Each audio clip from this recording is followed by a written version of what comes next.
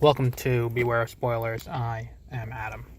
So, yesterday I had the good fortune of seeing Shazam on a special preview day, 2 weeks before it comes out. A move which really tells you how confident they were in this movie's release. That they're like, go ahead, go see it early, get the good word of mouth going. They did the same thing with Into the Spider-Verse. So it's a good sign. It was a good sign going into it right there, that they were confident in this and they were dropping their review embargo 2 weeks early. So let's talk about Shazam.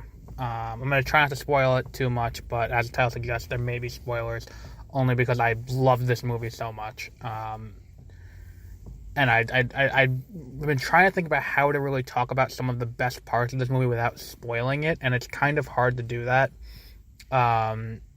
Like the third act, the entire third act fight at the carnival, with Dr. Savannah and the Seven Deadly Sins, versus Billy. The whole thing is just they do something in this that I didn't think they were going to do in this movie. I thought they were going to do it in a later movie. Granted, I also went into the movie blind. I knew nothing about the movie going into it. It was one of those movies that kind of flew under my radar because, it's a superhero movie from DC Comics, but Shazam's a weird thing that I always thought, it's weird they're continuing this movie on its track. But if they did more movies like this from the onset, then maybe Justice League would have been better. More self-contained stories that aren't trying to be a giant narrative, a giant narrative magnum opus, like Man of Steel through Justice League was. This movie was so amazingly good, though. It was first of all, there's a lot of great the child acting and the writing for the children is so well done. It doesn't feel like adults being kids. They feel like kids. And there's nothing that takes you out of that in the way that other movies with kids do. Like The House with a Clock in its Walls. It's very obvious that it's an adult writing a kid, and the kid's having to act like a kid who's being written as an adult. And it just feels odd. A lot of kids' movies, like Harry Potter. The first two Harry Potter movies have that same sense of the kids are acting in ways that they're only acting that way because it's an adult perceiving childhood. They don't have that in this movie, where it's like Billy acts like a kid, and it feels like a real kid acts. And the same thing with Freddie and with everyone else, Darla and Pedro and Mary and all that. Everyone feels and acts like they're actually the age that they are in the movie. The emotional core of the movie really hits home, and it's like you get a great hero moment out of it, where it's like, this is a little bit of a spoiler. Billy, and the trailer kind of tells you, Billy is he's an orphan. He doesn't have his parents. And through the movie, he's looking for his mom. And then when he finally does meet his mom, I'm not going to say what happens, but it's just so well done by... He's a child actor, the guy who plays Billy. I forgot his name. The kid who plays Billy. He's a child actor, and he does such a great job delivering just the raw emotion of the moment. But subtly, it's so beautiful and so well done. The whole scene, the whole sequence there. And then right after, he goes off and he gets his moment of defining who he is as Shazam, rather than being just, a guy on a street corner trying to, make money by doing doing superpowers for money, and running from the fight instead of, being an actual hero. And then the way in the end when he uses his wit ultimately to beat Dr. Savannah, who's, not killed and put into a prison. And this felt like such a well done movie. I want more Shazam now, which is a sentence I never thought I was going to say going into this year. Nor did I think that the best movie about a character named Captain Marvel was going to be Shazam, because it is leagues better than Captain Marvel was. And I think Captain Marvel, after Endgame comes out, well, if Captain Marvel come out after Endgame, I feel like it wouldn't have been quite as well received.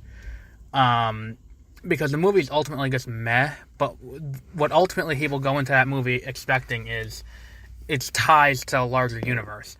And Shazam, because of how poorly received the rest of the DC universe was, Shazam is forced to make itself on its own merit. And it doesn't have that goodwill score going into it from other movies, where it's like Suicide Squad, Batman v Superman, Man of Steel, less so Man of Steel, but like Justice League, all universally panned movies. So it doesn't have that going into it, this whole feeling of the goodwill that Marvel has going into Captain Marvel. So it really has to make itself on its own merit, because even Aquaman was meh at best. And really the only stellar movie they've put out in recent history is Wonder Woman.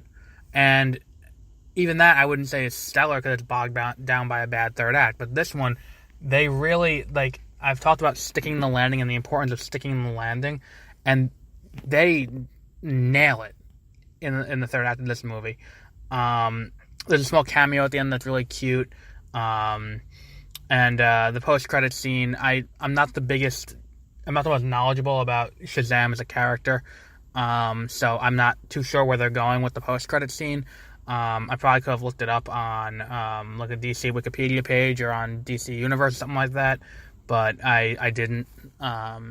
So it'll be there. I'll read something eventually and figure out where they're going with the little caterpillar who's talked about ancient magic to Dr. Savannah.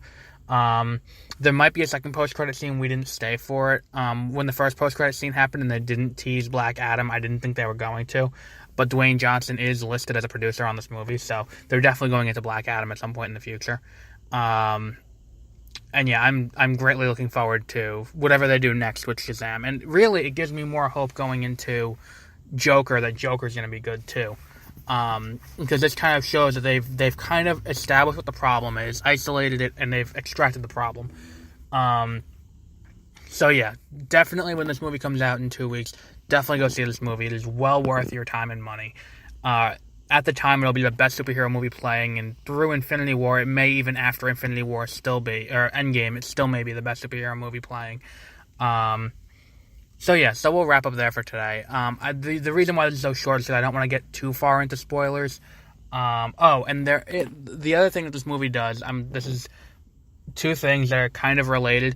Number one, there's a great homage to Dogma in this movie, in the first act. And if you've seen Dogma, you'll know exactly what I'm talking about when the scene comes by.